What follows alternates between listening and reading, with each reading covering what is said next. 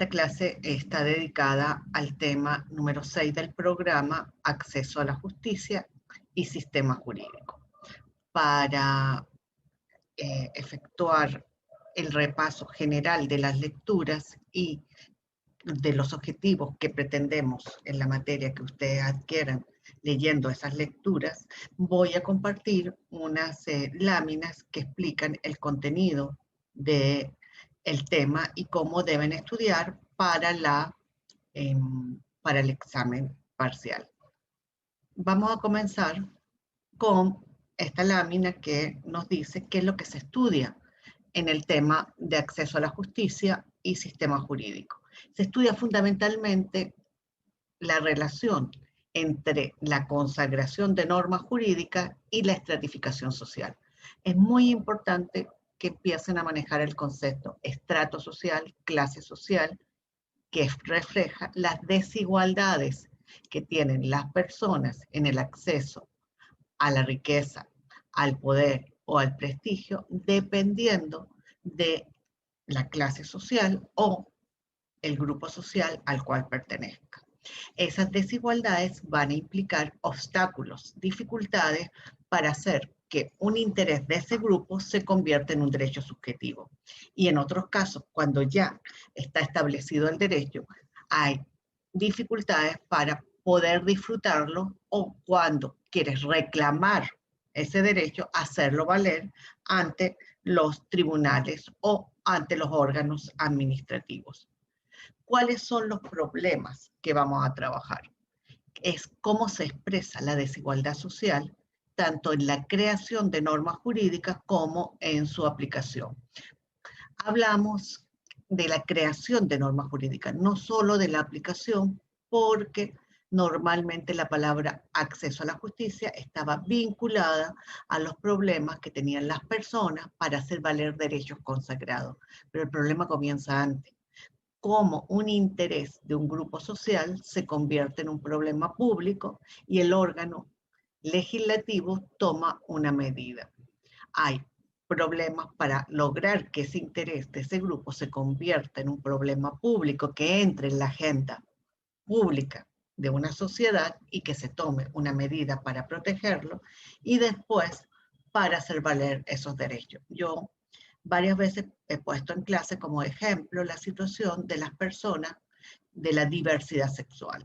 En otros países de la región ya tienen derecho al matrimonio.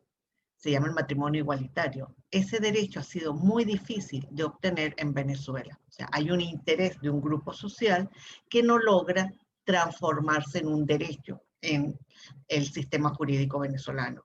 Y a veces en los otros países donde ya existe el derecho, el órgano administrativo no quiere casar a unas personas del mismo sexo. Entonces pueden aparecer, a pesar de que el derecho ya esté consagrado, dificultades para hacerlo valer, para disfrutarlo. Y los derechos subjetivos en el siglo XXI nos refiere a otro concepto, al concepto de derechos interdependientes y una palabra que es difícil, inescindibles, inseparables unos de otros.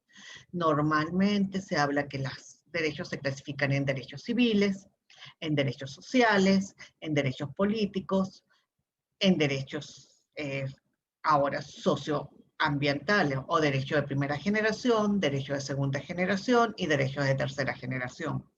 Hoy hay una absoluta convicción en los estudiosos de los derechos humanos que es imposible disfrutar un derecho en ausencia de otro. Un ejemplo muy sencillo.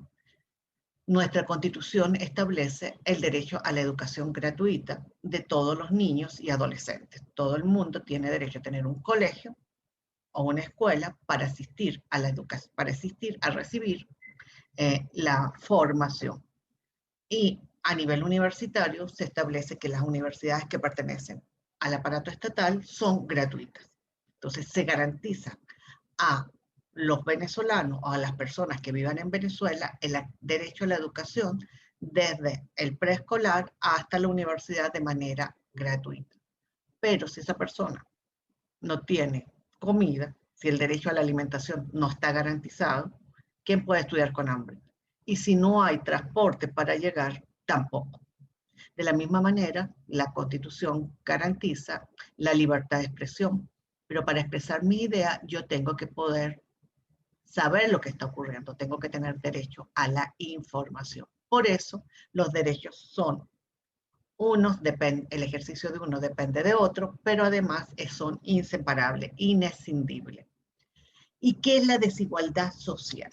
La desigualdad social refiere a los problemas que podemos ver en esa vieja lámina que conseguí sobre trabajadores industriales, que proviene de el diverso acceso de las personas a la riqueza, a el poder político y al prestigio. Y refiere a que hay dos tipos de división del trabajo. Hay una división sexual del trabajo, hay unas cosas que les corresponde hacer a los hombres y otras cosas que les corresponde hacer a las mujeres. El ejemplo típico es que el trabajo que se denomina de cuidado de la familia, es un trabajo que mayoritariamente desarrollan mujeres. Eso refiere a la división sexual del trabajo. Es un trabajo normalmente no remunerado, el trabajo que se realiza dentro del hogar y que permite que las personas salgan a la calle a trabajar. Y el otro es la división social del trabajo, que es la que expresa la lámina. Unos son los dueños de los medios de producción, son los dueños de las empresas, y otras personas son las que trabajan en esa empresa. Y eso es importante que desde ya lo tengan claro, diversos tipos de estratificación social. No era lo mismo la estratificación social que existía en la época de la colonia, a la que existía en el siglo XIX, a la que existe hoy en Venezuela. Han existido variaciones. No es lo mismo la estratificación social que existe en la India, en China, o en Estados Unidos o Gran Bretaña. Otra cosa que es importante, que la idea de que todos los seres humanos son personas es una idea reciente en la historia de la humanidad. El concepto de ser humano es una creación reciente y unir la idea de ser humano con persona, ser humano igual a una persona, es mucho más reciente.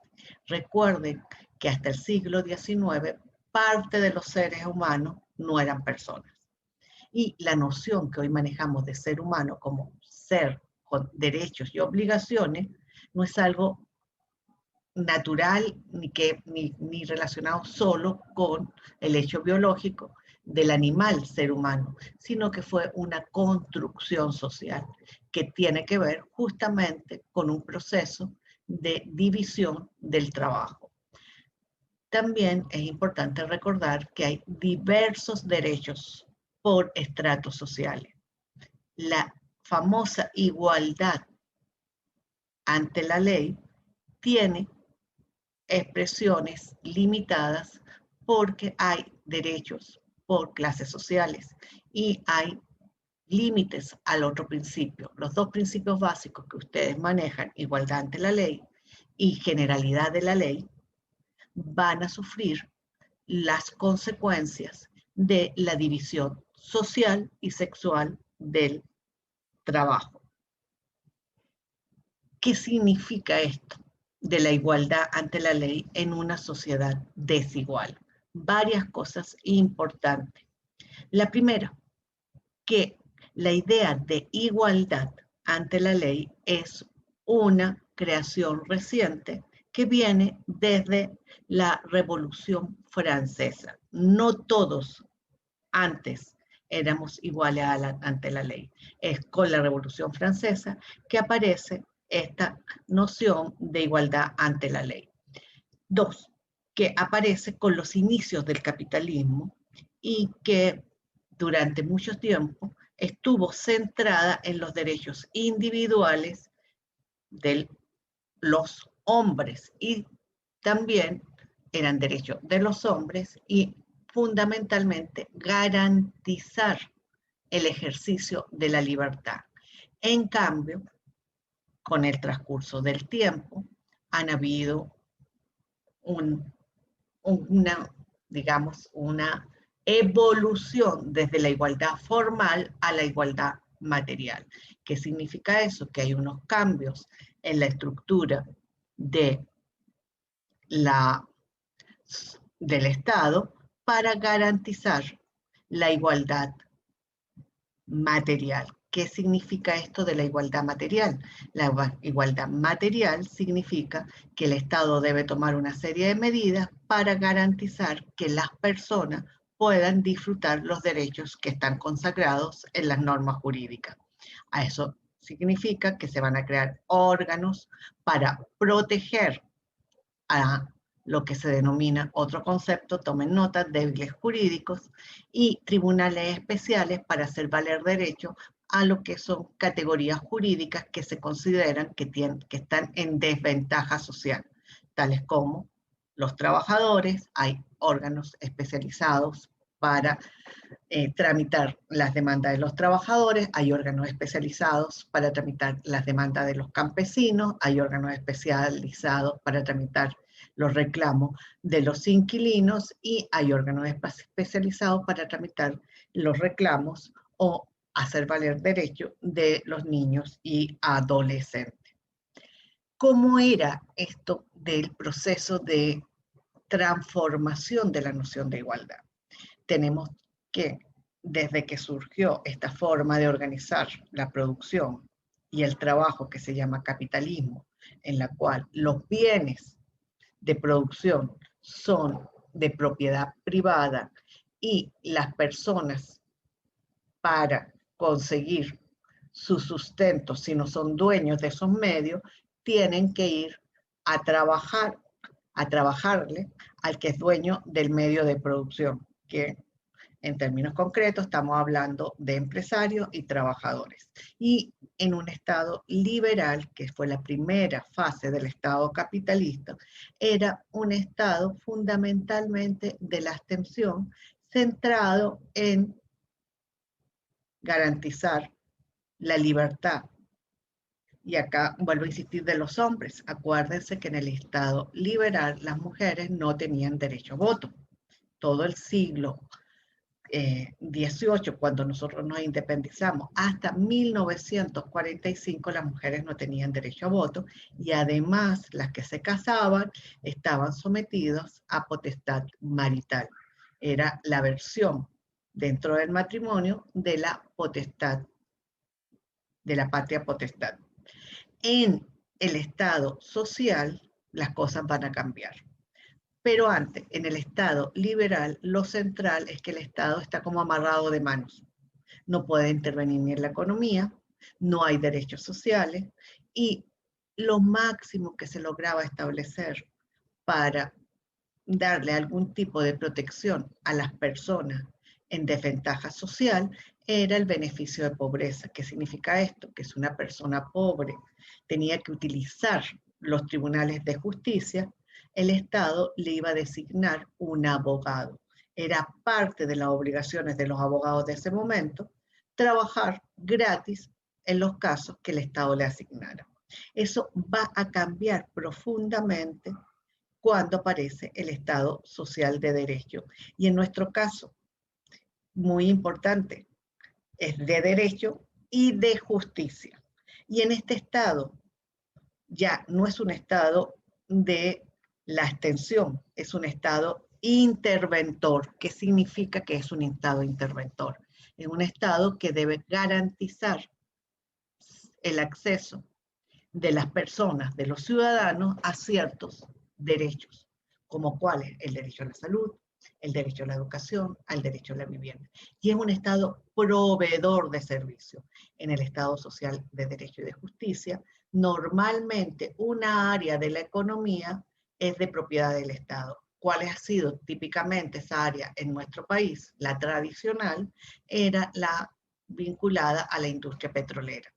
Todo lo que era la explotación de la industria petrolera a partir del año 75 es de origen netamente, es de propiedad estatal. ¿Y eso qué significa? Significa varias cosas. Significa que las personas tienen derechos y servicios públicos gratuitos. Por ejemplo, en un Estado social de derecho, el agua es un derecho, aunque pueda el Estado cobrarte una cantidad de dinero por el acceso al vital líquido, pero se supone que el agua es un bien público, organizado, su distribución por el propio Estado.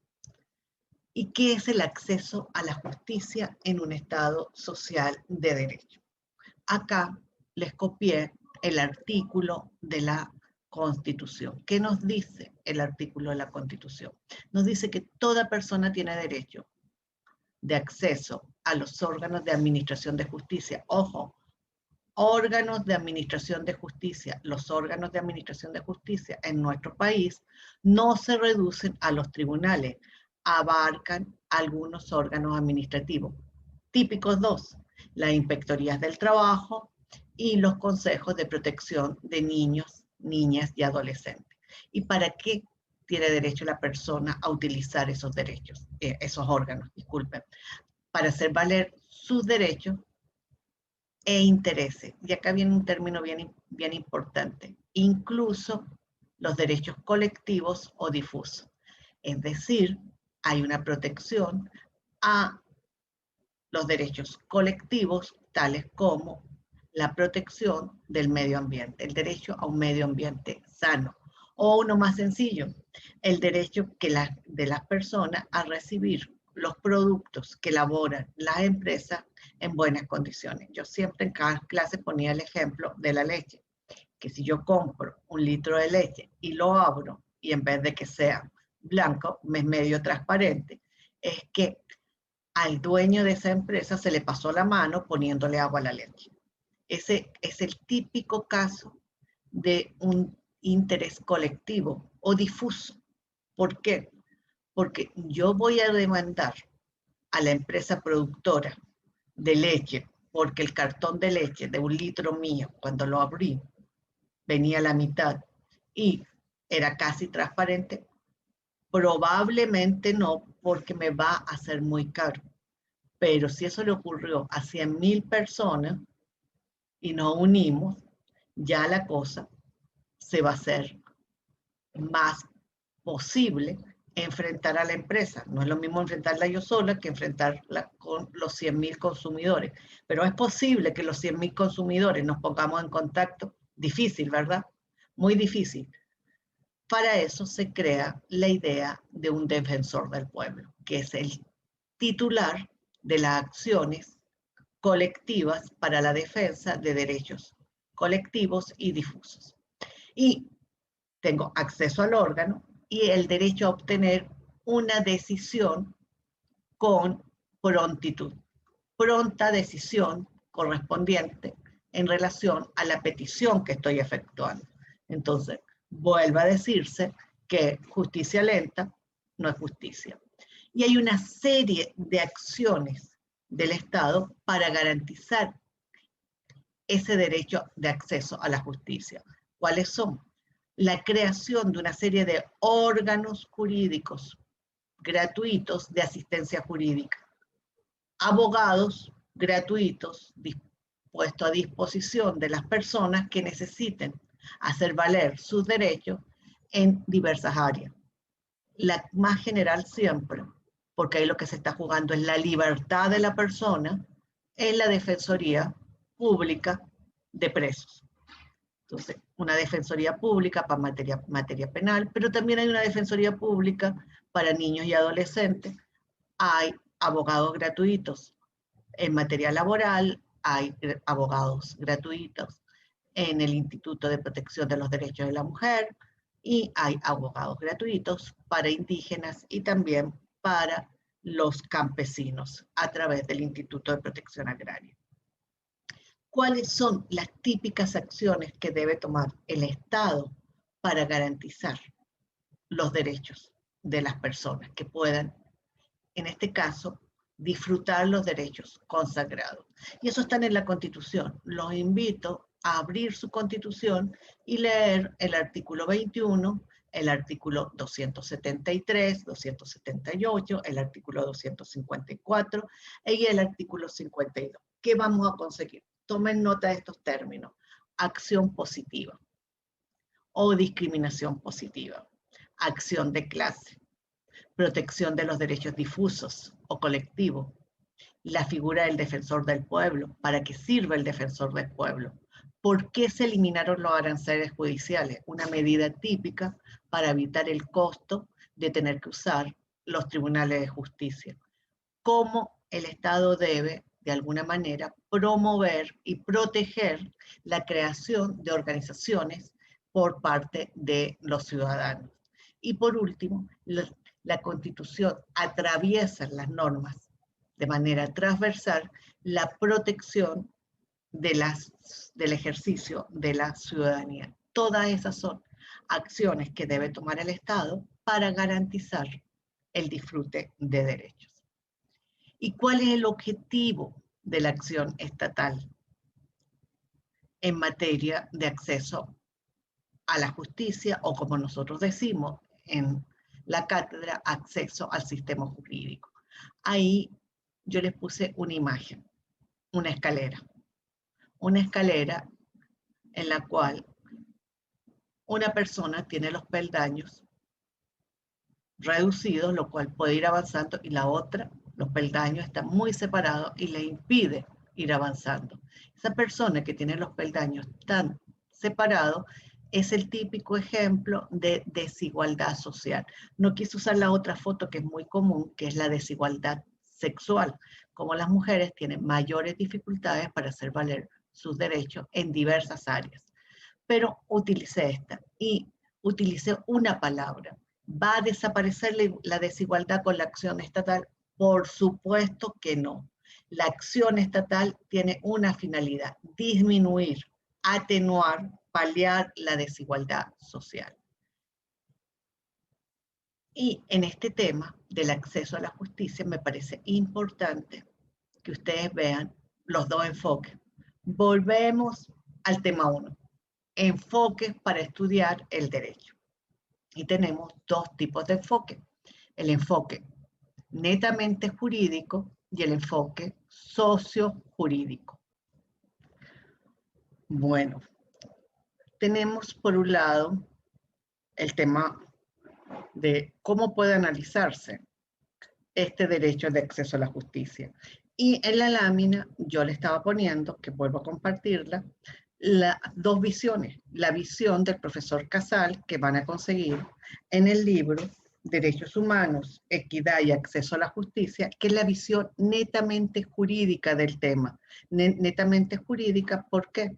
Porque el profesor Casal nos va a situar en un concepto que nos refiere a instrumentos que están en el orden jurídico, como cuáles. Él nos va a decir, este texto está en la biblioteca del aula virtual, que el acceso a la jurídica, al acceso a la justicia, refiere a la existencia real, efectiva, de cauces institucionales destinados a la protección de derechos y a buscar mecanismos que permitan la resolución de conflictos jurídicos de diverso tipo, y que ello tiene que hacerse de manera oportuna, en un lapso de tiempo adecuado, y para resolver ese conflicto debe utilizarse alguna norma que esté dentro del ordenamiento jurídico. ¿Y qué va a hacer el profesor Casal? Va a analizar la consagración normativa, la consagración jurídica del derecho de acceso a la justicia. En primer lugar, va a analizar el artículo 26, va a ver la expresión de ese derecho en los tratados internacionales, y con ello va a construir dos conceptos.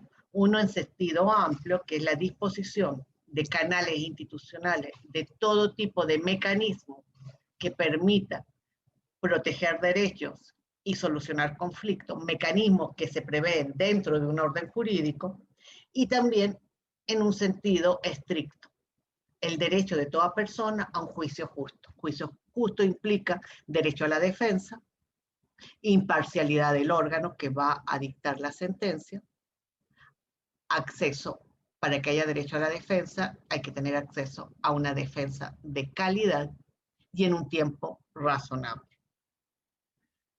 En cambio, el enfoque sociojurídico se va a preocupar no de cómo está consagrado el derecho, sino de otro tema, que son los obstáculos que pueden existir en una estructura socioeconómica para hacer valer esos derechos. Y volvemos a interrelacionar los temas de la materia. El acceso al sistema jurídico nos regresa a la lectura sobre el sistema jurídico del tema 3 de Lawrence Friedman. Volvemos a hablar de acceso a los órganos de creación y aplicación, estructura. Cómo el derecho ha sido consagrado en las normas. Si el derecho ha sido consagrado favoreciendo su uso por todas las clases sociales o por sectores sociales, sustancia. ¿Y qué opina la gente? ¿O qué expectativa tiene la gente? Tanto del contenido del derecho como de la acción de los órganos de aplicación. Y utilizando ese concepto vamos a trabajar los obstáculos tanto para que el derecho se consagre como para hacerlos valer. Y son obstáculos de diversos tipos. En las lecturas tendemos a clasificarlos en obstáculos inherentes al sistema jurídico y obstáculos propios del grupo social. Cuando hablamos de obstáculos propios del grupo social, nos estamos refiriendo a las clases sociales y decimos que esos van a atravesar de alguna manera los obstáculos inherentes al sistema jurídico. También el tema conecta con el tema siguiente. Cómo esos obstáculos o la existencia de clases sociales hace que la gente a veces genere su propio orden jurídico. El típico, el más estudiado en los últimos años porque tiene consagración constitucional, es el orden jurídico de las comunidades indígenas. En este caso, este orden no solo se expresa o se explica por los obstáculos que puedan existir para hacer valer o para que el sistema jurídico estatal consagre los derechos de las comunidades indígenas, sino que las comunidades indígenas tienen formas de resolver sus conflictos diferentes a las que prevé el órgano jurídico, los órganos estatales o el sistema jurídico estatal, o se basan sus formas de resolver sus conflictos en valoraciones diferentes a las que efectúa el sistema jurídico estatal para establecer la solución. Ejemplo típico. Cuando un indígena se porta mal y comete un delito. ¿Qué hace? ¿Cuál es la sanción que tiene el orden jurídico estatal cuando una persona roba? La sanción es la privación de libertad, un juicio y esa persona va a la cárcel. En los órdenes jurídicos indígenas no hay cárcel, la sanción es otra. La sanción es trabajo comunitario, por ejemplo. O si ya el tipo es muy malo, la sanción puede ser la muerte. La pena de muerte está prohibida por el orden jurídico estatal. O es malo, maluco, pero no tanto, otra sanción puede ser la expulsión de la comunidad. El exilio. El exilio está prohibido por el orden jurídico estatal. Eso, entonces, vayan tomando nota que eso van a ser temas que también vamos a trabajar cuando veamos el siguiente tema, que es pluralismo jurídico. ¿Qué es central que ustedes trabajen en cada una de las lecturas sobre los obstáculos? Hay varias cosas. Cada sociedad tiene diversos tipos de problemas. No es lo mismo el acceso a la justicia en una sociedad donde funciona más o menos la autonomía de poderes y un Estado social de derecho o un Estado de derecho en otra que no exista eso. hay diversos tipos de problemas dependiendo del estrato social o del grupo social. No es lo mismo en una sociedad ser hombre o mujer. No es lo mismo ser indígena o criollo. No es lo mismo ser una persona con preferencias sexuales diferentes a la preferencia heterosexual. Todo eso va a ir influyendo para que cada uno de esos obstáculos disminuyan o se acrecienten. 3. Las características que asume la pobreza en cada sociedad también van a variar. Cuando ustedes lean a Giddens y vean quién se considera pobre en Gran Bretaña, van a decir, oye, yo quisiera ser pobre ahí, porque los pobres en Gran Bretaña viven en edificios, unos edificios a veces muy grandes, con muchos pisos, con muchos apartamentos, son apartamentos pequeños, pero tienen agua, tienen luz, y bajando tienen acceso al transporte público. No es lo mismo las dificultades que podemos tener para disfrutar derechos dependiendo del sistema político. ¿Se pueden disfrutar derechos en dictadura? Y por último, el tema de la cultura jurídica. Si yo pienso que no vale la pena reclamar, voy a reclamar. Si yo siento que los derechos que están consagrados son dádivas del poder, voy a ir a reclamarle a las autoridades el disfrute de esos derechos. Acá recuerdo un concepto importante, un aporte importante de una autora alemana que terminó viviendo en Estados Unidos, Hannah Arendt, judía, por cierto. Hoy volvemos a hablar nuevamente mucho de los judíos y de los palestinos. Cuando surgió el nazismo, lo primero que hizo el Estado alemán fue quitarle la nacionalidad a los judíos. Dejaron de ser alemanes. Y al quitarle la nacionalidad, los convirtió en apátridas. Y ella habló de un concepto que ahora lo estamos utilizando no solo para ese fenómeno, sino que la ciencia política lo está utilizando también para otros grupos en desventaja social. El derecho a tener derecho. No todo el mundo tiene, no todos los seres humanos tienen derecho a tener derechos. Volvemos a la idea que estábamos conversando hace un rato, que el concepto de ser humano es una creación social. ¿Cuál es el objetivo del tema 6? Son varios. El primero, que ustedes entiendan la diferencia entre acceso a la justicia, en el sentido que estaba diciéndolo el profesor Casal, como acceso a un juicio justo, el sentido restringido, el acceso a los órganos de aplicación de justicia, o a los órganos de resolución de conflictos jurídicos, y el acceso al sistema jurídico que abarca los órganos de creación, que tengan una visión global del concepto de estratificación social, los diversos tipos de estratificación social que presenta el autor Anthony Giddens, qué diferencia hay entre clase social, grupo social y grupos en el poder. Eso está en Giddens, tienen que manejar esos conceptos, que conozcan las respuestas que ha dado el Estado Social de Derecho, y en nuestro caso, las comillas de justicia son muy importantes porque refieren a un juicio imparcial y oportuno para hacer que las personas puedan disfrutar de derechos y que para que las personas también puedan realizar peticiones ante los órganos estatales para que sus intereses se conviertan en un derecho. 3, que reflexionen sobre esos diversos obstáculos, obstáculos inherentes al sistema jurídico, obstáculos propios del grupo social.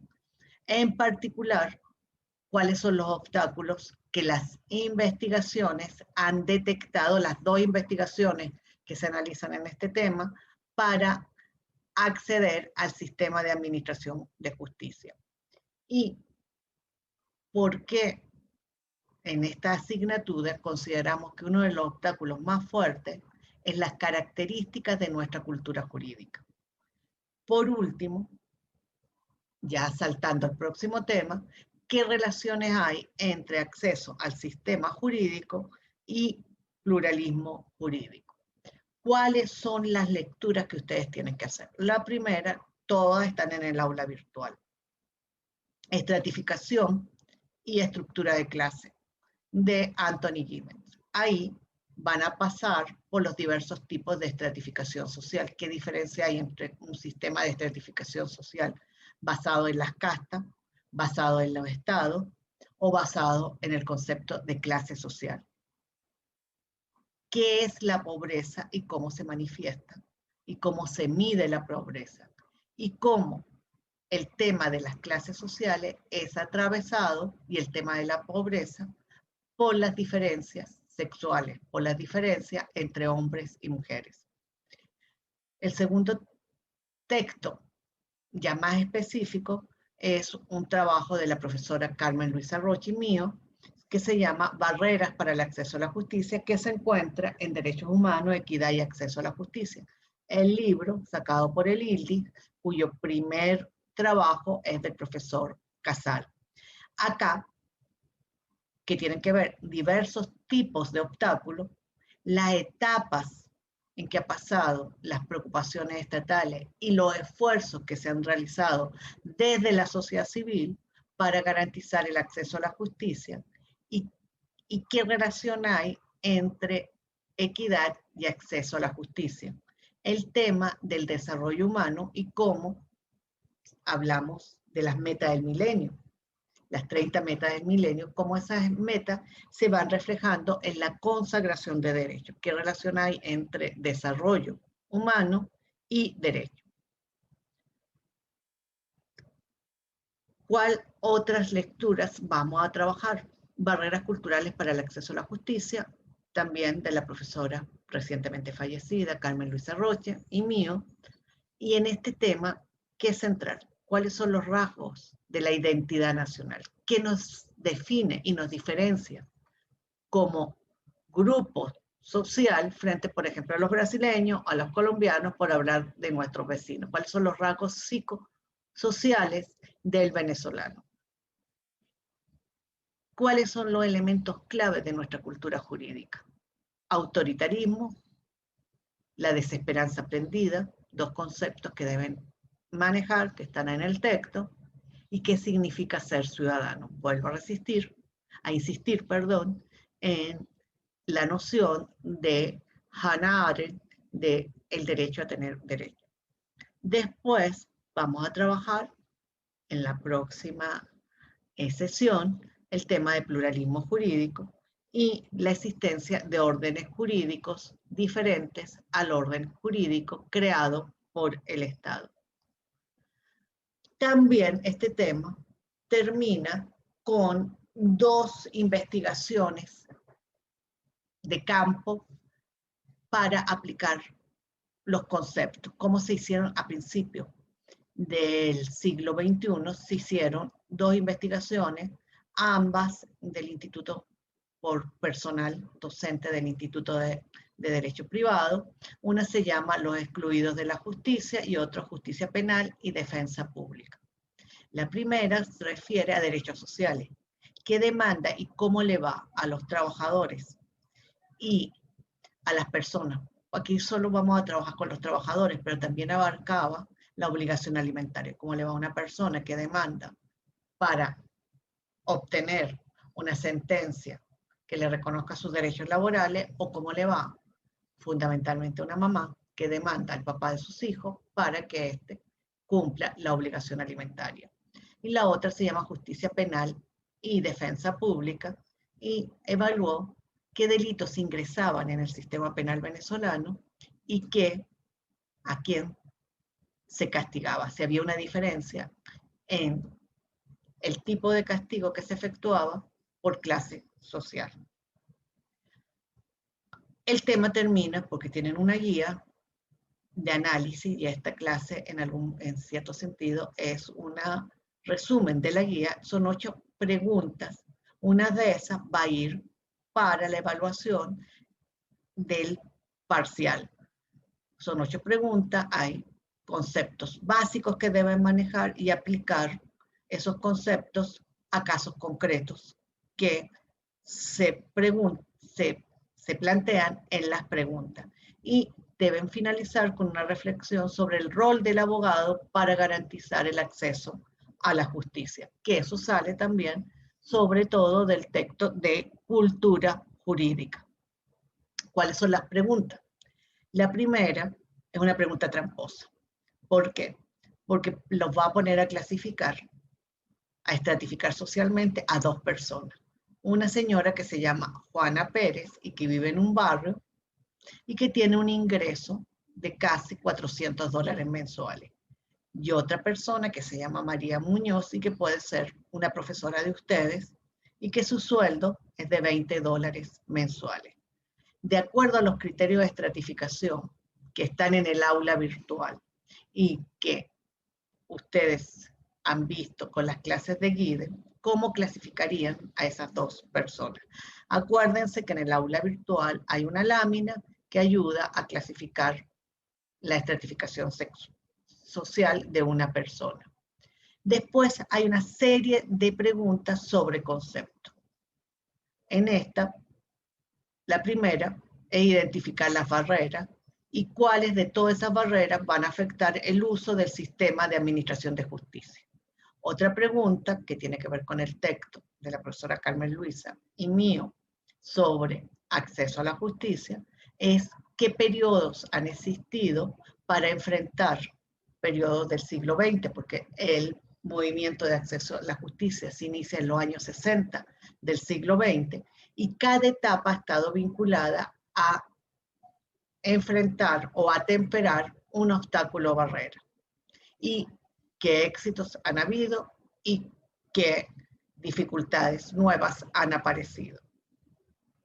¿Cuáles son? El otro texto, tienen que leerlo, el texto de cultura jurídica, identificando cuáles son los rasgos de la cultura jurídica venezolana y si hay una diferencia entre la cultura jurídica interna y la cultura jurídica externa. ¿Y por qué nosotros consideramos que la cultura jurídica puede ser una barrera muy fuerte, muy importante para hacer valer derechos? Den algún ejemplo, en la lectura hay varios. De los estudios de caso, de la investigación de acceso a la justicia, perdón, de las 2 investigaciones sobre acceso a la justicia, los excluidos de la justicia en Venezuela, ¿qué razones explican que no se consiguieran demandas de lo que la investigación denomina trabajadores que pertenezcan a la clase social marginal? Y hay que comparar la clase social de un trabajador que utiliza los tribunales con otro que utiliza el órgano administrativo, la Inspectoría del Trabajo. ¿Y por qué la clase social del trabajador de los tribunales es diferente a la clase social del trabajador que utiliza la Inspectoría del Trabajo? Y por último, de la investigación sobre justicia penal y defensa pública. Aquí vemos que dependiendo de la clase social, la pena es mayor o menor, que la clase media y la clase baja tienen penas de menos de 1 año. En cambio, la clase marginal, las penas mayoritarias son de más de 3 años. ¿Qué razones explicarían esa diferencia en el tiempo de duración de la pena? Las razones están en el acceso a una defensa jurídica de diversa calidad. ¿Por qué ocurre eso? Finalizando, quiero recordarles que todas esas lecturas están en el aula virtual, que en el aula virtual también están las láminas para explicar los criterios para efectuar la clasificación de las personas. Sobre eso, cómo aplicar esos criterios, vamos a hacer otro video en el cual yo les voy a explicar cómo clasificar por estrato social a las dos personas del ejemplo. Feliz tarde, porque acá estoy terminando de hacer esta grabación un domingo a las 2 de la tarde. Entonces, bueno, feliz tarde, si es que lo van a ver en este momento, pero esto va a quedar incorporado a los materiales del tema en el aula virtual.